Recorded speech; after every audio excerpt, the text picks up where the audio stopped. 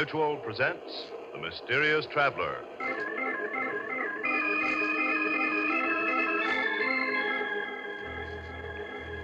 This is The Mysterious Traveler, inviting you to join me on another journey into the realm of the strange and the terrifying. I hope you will enjoy the trip, and it will thrill you a little and chill you a little. So settle back, get a good grip on your nerves, and be comfortable, if you can, as you hear the story I call I Won't Die Alone.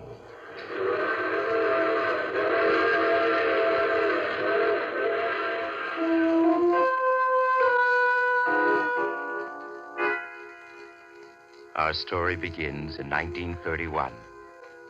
Two young men are speeding along in a car on a lonely West Virginia road at 70 miles an hour. There's a tight, tense look on the face of the driver, Steve Martin, as he takes the curves on the road without slowing down. His companion, Chuck Williams, wipes the perspiration from his face with trembling hands. He turns and watches the road behind fearfully, now and then glancing at Steve's face for reassurance. Turn on the radio, Chuck. Let's see if they got an alarm out yet. Yeah, okay. Oh, well, what do you think our chances are, Steve? Hard to say. All depends on how fast the cops spread the word. The two men robbed the Third National Bank of Lewisburg of over $250,000 shortly before closing time. Word has just been received that the two bank robbers are now driving east on Highway 6B towards the Allegheny Mountains. That's not good. State Police Car 9 take up position at junction of Highway 11A and River Road. They're moving fast. State Police Car 10 take up position at junction of Highway 3 and Highway 6B. Steve, Highway 6B, we're on it. Yeah. That is all. Stand by for further orders. Steve, you gotta turn back. We're headed for a trap. Take it easy, will you? There's still a chance. 20 miles ahead, there's a small dirt road that'll detour us right around them. 20 miles. We'll never make it, Steve. Isn't there any other road we can turn off on? No. Are you sure? I was born in these parts. I know every inch of the country. Steve, let's ditch the car and cut towards the mountains on foot. Are you crazy? It's 40 miles to the mountains. We'd never make it walking. We've got to keep driving. It's our only chance. We'll run right into that trap, I tell you. They'll be waiting with Tommy guns. We'll be dead pigeons. Okay, then we'll be dead pigeons. I'd give up my share to haul right now to be out of this. You gotta get me out of this, Steve. You gotta. Oh, shut up. Look, Steve, if you were to let me out of the car and keep on going yourself, I might be able to get away. The cops would be so busy chasing you, I'd be able to give them the slip. You lousy rat. Now, look at it my way, Steve. There ain't no use both are getting caught. That don't make sense. You're great when it comes to sharing the dough, but when the heat's on, you want out. Yeah, but I'm willing to pay for you can keep my share of the bank haul. Now, that's fair enough, ain't it? Huh? A lot of good that dought'll do me if I get caught, but I'm sick of hearing you whine. All right, it's a deal. If I get through, the dough's all mine. If I don't, well, I don't. Thanks, Steve, thanks. I'll never forget this. Come on, get out. Which way do I go, Steve? Head across the fields until you hit a small stream. Then head upstream for about 6 miles. There's a railroad water tower there. You ought to be able to hop a freight. Thanks, Steve. I'll be seeing you. Yeah. So long, Chuck.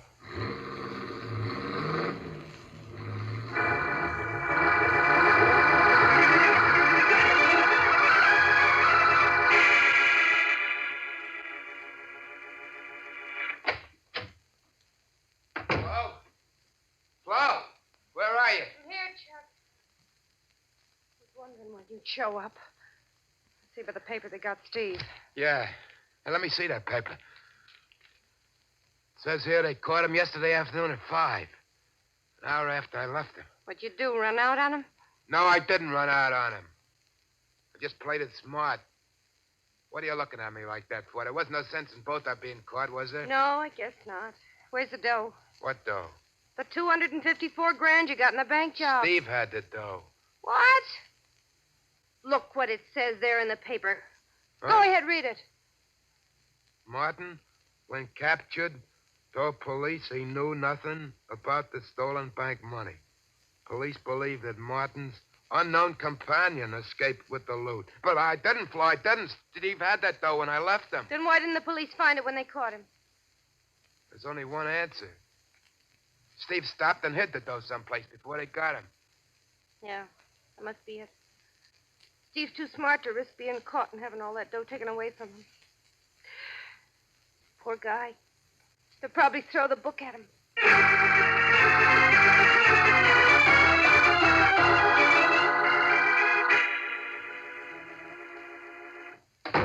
Where you been so long? What happened at the trial? They give him 25 years. 25 years? Mhm. How did he take it? He didn't bat an eye. Maybe he'll think things over and squeal on Oh, me. stop sniffling, will you? Steve isn't the kind of a guy to do anything like that. Yeah, sure. Why should he want to squeal on me? Besides, if he did, the cops would find out that I didn't have the bank, though. That it's Steve who got it. He wouldn't want that to happen. Sure. Why, with good behavior, he'll be out in 18 or 19 years. Then he'll have all that dough hid. I'd rather have the 18 or 19 years than the dough. Well, it's been nice knowing you, Chuck. Hey, wait a minute, Flo. Don't go. What?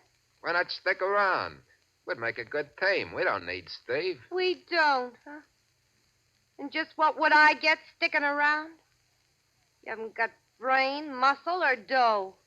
What's the attraction? Listen, Flo, stick with me and I'll get dough. I've always gotten what I wanted in the end. Without Steve, you haven't got a chance.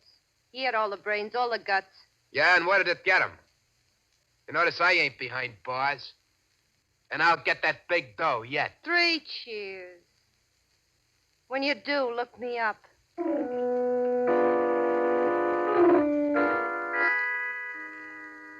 17 years passed.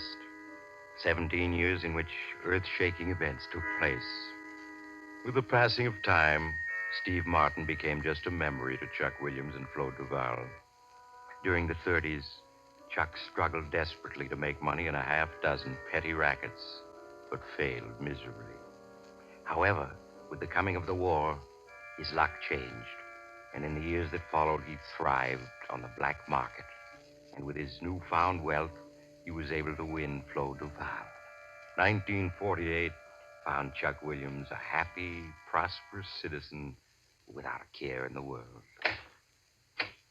How many times have I told you to knock before you come into this office? Look, Napoleon, save that big shot stuff for your stooges. Same old Flo. I guess that's what I like about you, baby. Yeah, I'll bet. Well, you've got that superior look on your face again. Who are you planning to knife now? I just got word that our old pal, Steve, is getting out of prison tomorrow. Steve Martin? The one and only. It's been 17 years now. It's a long time. Yeah. Think I'll drive down to the prison, be there when Steve gets out. What for? You haven't bothered to write or visit him since the day he was sent up? I know.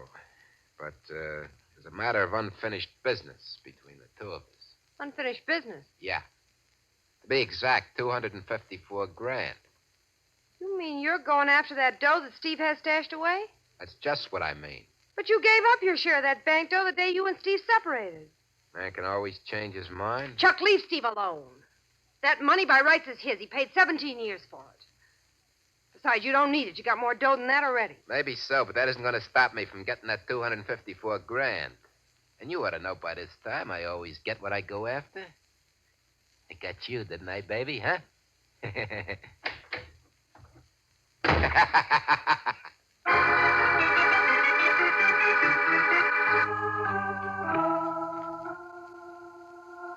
And remember, baby, when those gates open and Steve comes out, let me do the talking. Don't worry, I will. I don't want any part of this dirty deal. Relax, baby, relax. When I get that 254 G's, I'll buy you a fancy diamond bracelet. Then you'll feel better. Hey, boss. They're opening the gate. Is that him? No. Steve's twice as big as that guy. Chuck, that is Steve. Can't be. That guy looks at least 6. You're right. It is Steve. Stay in the car. Hey, Steve. Steve, over here. What's the matter? Don't you remember an old pal? Hello, Chuck. Well, I didn't recognize you at first. Put it here, pal. Yeah. I guess I'm kind of surprised to see you after all these years. Well, I've been living in South America most of the time. Only got back a year ago. I know I should have written you, but I never was any good at that. Boy, yeah, sure smells better out here. Come on. Let's get in my car. I got a surprise for you. Huh? Surprise? Yeah. You remember Flo Duval, don't you? Well, here she is. Hello, Steve. Hello, Flo. Hey, it's nice seeing you again. Come on, Steve. Get in. We're driving you to town. Thanks, Chuck. Okay, Felix, back to town. Right, boss. You don't look well, Steve. It's just this prison parlor, Flo. And 17 years. Well, that's all behind you now, Steve. A few weeks of good rest and good food. You'll be a new man.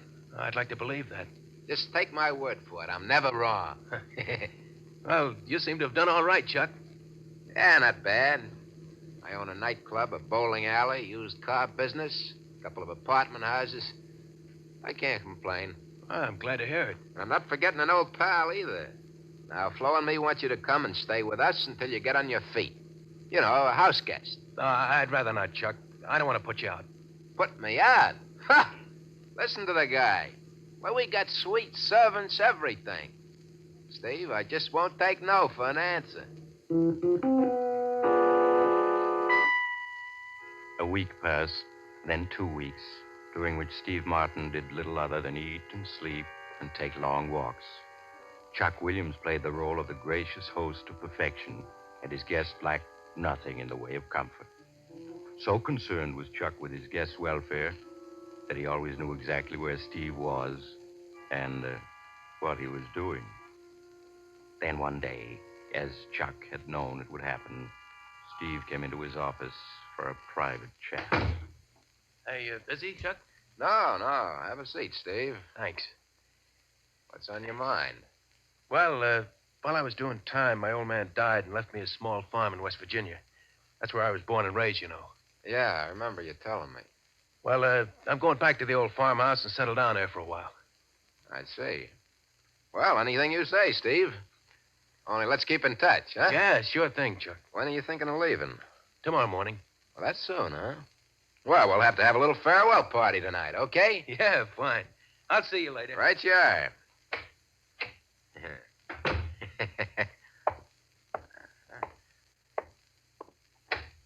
Felix, come in here. What's up, boss? My pal, Steve, is getting ready to make his move. Guess he can't wait no longer to get his hands on that dough. Looks that way. He's leaving tomorrow morning for a small farm he's got in West Virginia. West Virginia, huh? Yeah. Farmhouse can't be more than 30 or 40 miles from where he stashed the dough. Is there any chance he might have hidden it on the farm? Nah. Cops caught him before he got that far. He hid that dough someplace off Highway 6B. How many of the boys you want me to take along? Take 4. I don't want any slip-ups. Watch him day and night, and without being seen. Just leave it to me. Sooner or later, he'll lead you to the dough. And when he does, well, you know what to do. Yeah. Okay, then. You better start packing.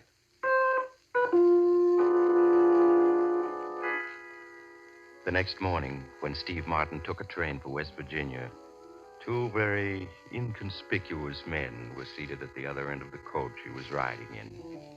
They watched him get off the train at an all but deserted station in West Virginia, but made no move to follow him. As the train started off, Steve hired a car to take him to the farm he'd inherited. It was dusk when he finally reached the deserted farmhouse. On a heavily wooded hill 100 yards away, Felix and a companion watched through field glasses as Steve lit a fire in the farmhouse and prepared to settle down for the night. In the days and nights that followed, Felix and his men took turns watching Steve Martin's every action. And every evening, Felix would phone Chuck Williams and report that Steve hadn't made a move as yet. How many times have I told you to knock before coming into this office? What's the matter, Napoleon? Aren't things working out? I've told you to lay off that Napoleon stuff. I don't like it. Mm-hmm. That must be Felix. Hello? Hello, boss. Felix. Well, what's happening? Nothing. He still hasn't made a move. All he does is fish and read. What about visitors? He hasn't seen anyone since the day he got here. Are you sure he didn't give you the slip during the night and get the dough? Not a chance. I got 2 boys watching the house at night. Well, maybe he knows he's being watched, and that's why he hasn't tried anything. I'd bet my last buck he hasn't spotted us. Nothing ever goes right unless I'm running the show. I'm leaving tonight for West Virginia. I'll see you in the morning. Okay, boss. I'll be expecting you.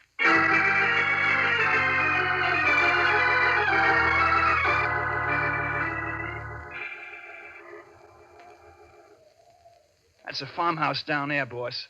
Look through the field glasses. You can see it just like you were standing in the front yard. He's sitting on the porch reading. Yeah, reading and fishing is all he does. He hasn't been more than a couple of 100 yards away from the house since he got here. Well, he must have spotted you. That must be the reason he hasn't made a move. How could he have spotted us? You can see how careful we've been. Well, I'll wait a couple more days. See what happens. If he doesn't move soon, I'll have to think of something else.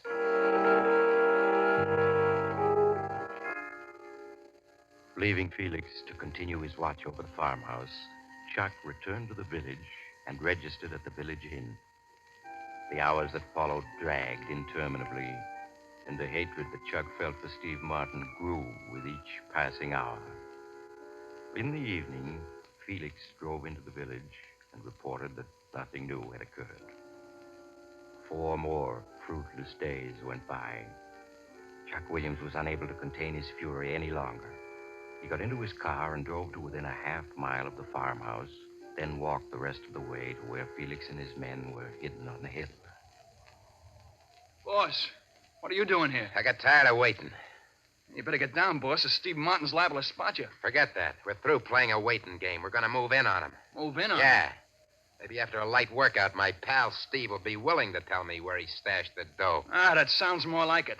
I never did go for this cat and mouse game. Before we're through with him, he'll be begging to tell us what he knows.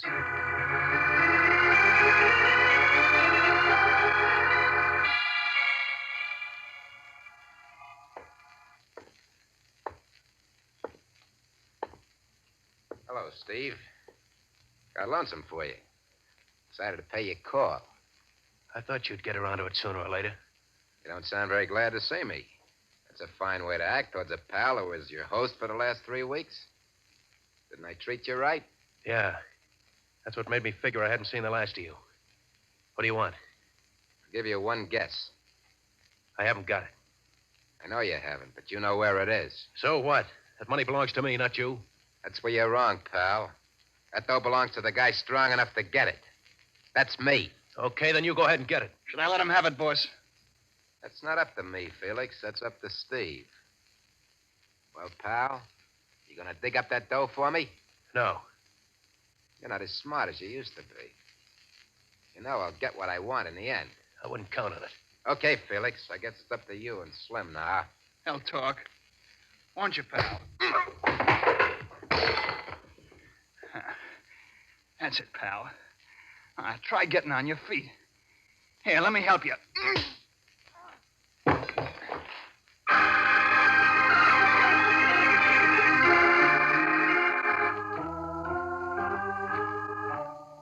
How is he, Felix? It's out cold, boss.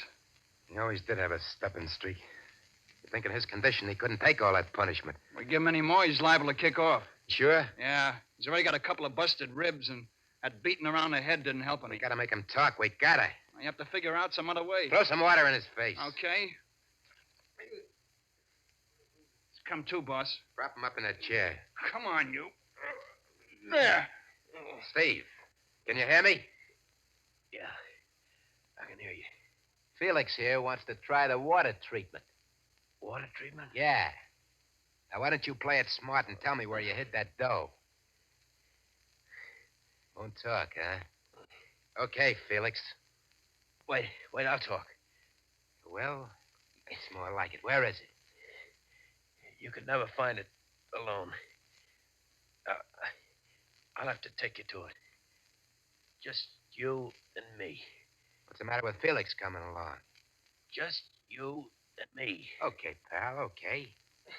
Only I'm wondering if you're in condition to make it. Hey, Felix. Yeah, Give him boss. a few drinks, try to fix him up. Right. As soon as you've done that, Steve and me will be on our way. An hour later, Steve, with the assistance of Felix, tottered to Chuck Williams' car and got in the front seat.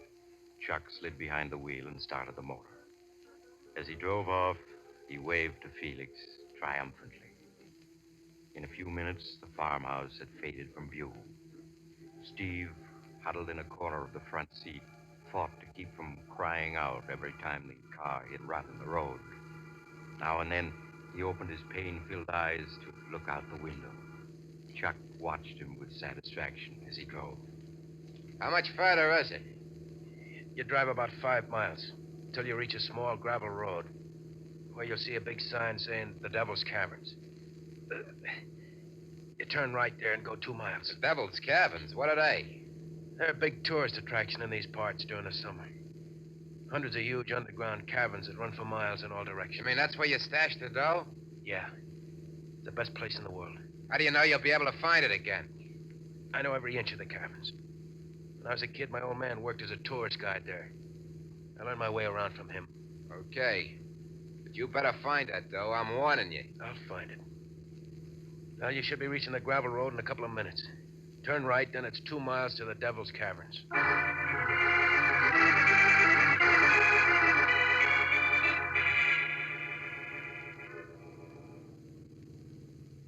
This is it. Park the car in that shed over there. Place sure looks deserted. Well, no one ever comes here until June. Is that the entrance to the caverns, that door set in the rock? Yeah. You'll have to shoot the lock off the door. Is this okay? Yeah. No one will ever be able to spot the car here. But you said no one comes here until June. No one does. Why take chances? We'll need a flashlight. I got one. Come out this way. And if you're thinking of any tricks, don't. Remember, I got this gun, and you're in no condition to try anything. Yeah, you saw to that. How come you didn't hide out here when the cops were after you? Well, there wasn't any place to hide the car. Shed wasn't here 17 years ago. Tough. Never saw such a lonely-looking place. Yeah. Well, you ought to be able to blow this padlock off with one shot. You better stand over there. Yeah, that does it.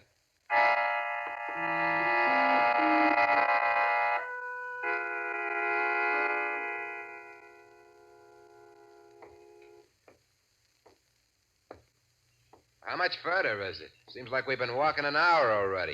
It's right up ahead. Sure you can find your way out again? All these cabins look alike to me. Yeah, I know the way out. Sure is damp in here. Hey, what was that? Oh, probably just a rat running past you. Place is full of them. Seems to me it's taken a long time to find that place where you hid the dough. If you're trying anything, Here's I'll... where it is.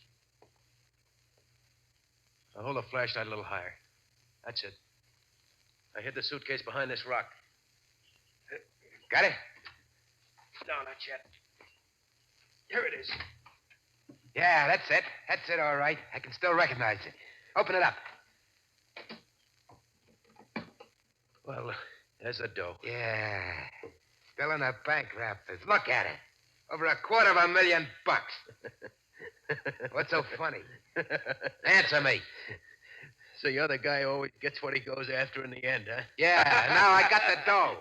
And I'm asking you again, what's so funny? Look at the money. Go ahead, look at it. I'm looking. What about it? Yeah, you're looking, mastermind, but you don't see. All those bills are goldbacks. Goldbacks? Yeah, that's right. In 1933, the government called in all goldbacks. That's how the kidnapper Bruno Hauptmann got caught, trying to pass goldbacks after the government had called him in. You mean that dough is no good? That's just what I mean. You try passing any of that dough and you'll end up doing time. And you've known all along that dough was no good? Ever since 1933. Knowing it was worthless, I never intended coming here for it. But you made me. I ought to let you have it, you rat, for leading me on like this. Well, why don't you?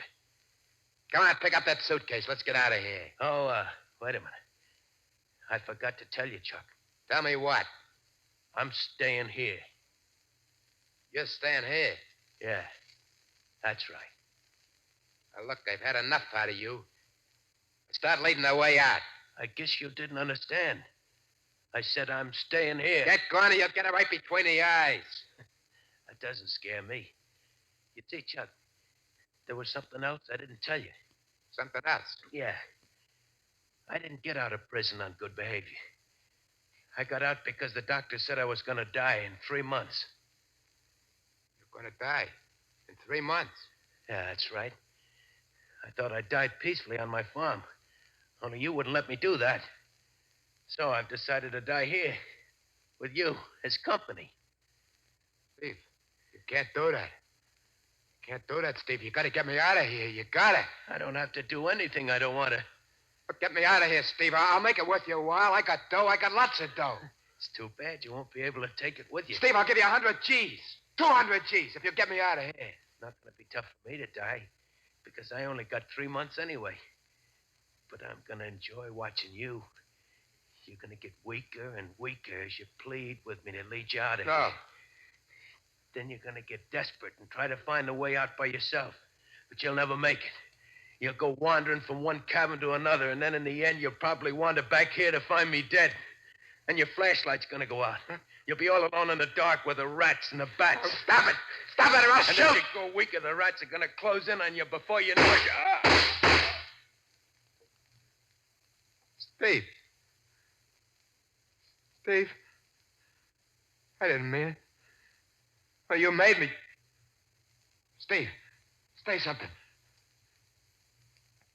He's dead. He's dead. I gotta get out of here. I gotta get out of here. Help! Help! Help!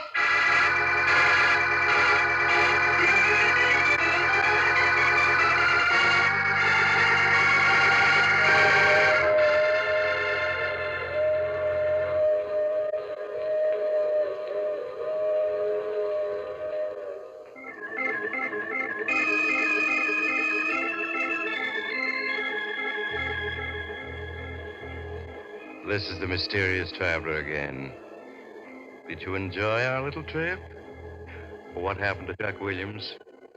Oh, the poor fellow was found dead a month later when the cabins were open for the summer tourist trade. Seems Chuck had wandered from cabin to cabin without being able to find his way out. Evidently, he'd gone mad in his last hours, for he was found with his pockets stuffed full of bills. Goldbacks. Now, I recall another case in which two ghosts came face to face, only to discover that... Oh, you have to get off now. I'm sorry. But I'm sure we'll meet again. I take this same train every week at this time.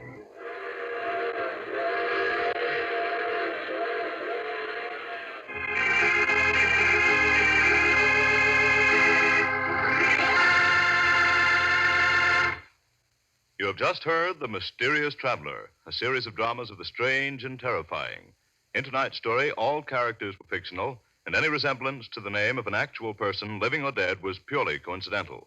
In the cast were Maurice Tarplin, Joe Julian, Art Carney, Elspeth Eric, and Alan Manson. Original music was played by Paul Taubman. The Mysterious Traveler is written, produced, and directed by Robert J. Arthur and David Cogan.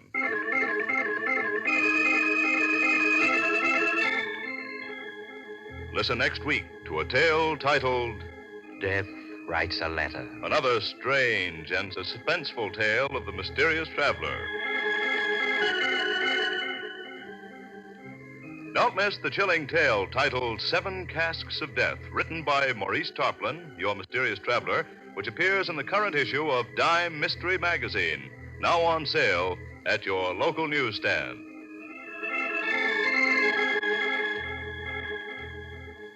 This program has come to you from New York. Another program of dramatic action will follow in just a minute. Stay tuned to the station for Official Detective. Carl Caruso speaking. This is the Mutual Broadcasting System.